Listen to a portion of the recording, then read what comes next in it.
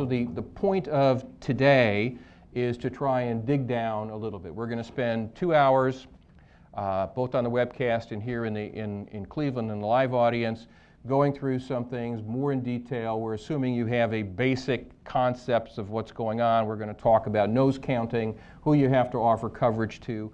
We're going to first start with going through and looking at determining out whether you're an applicable large employer. If you're an applicable large employer, you've got to offer health care coverage.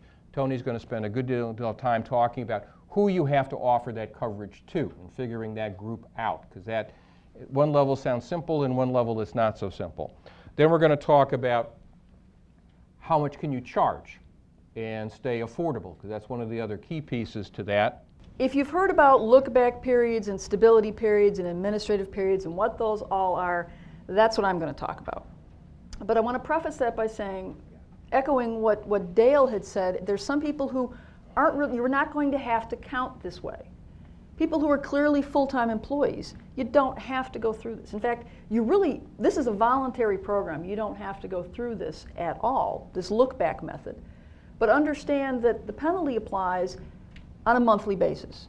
And it applies to anyone, potentially applies to anyone to whom you're not offering affordable minimum value coverage in any calendar month. The 50 employees for being an applicable large employer is calculated on a look-back period. So you're looking back to the preceding calendar year. The rules are going to go in effect into 2014. So what that means is we're looking at people today, here in 2013, to decide whether or not you're an applicable large employer for 2014.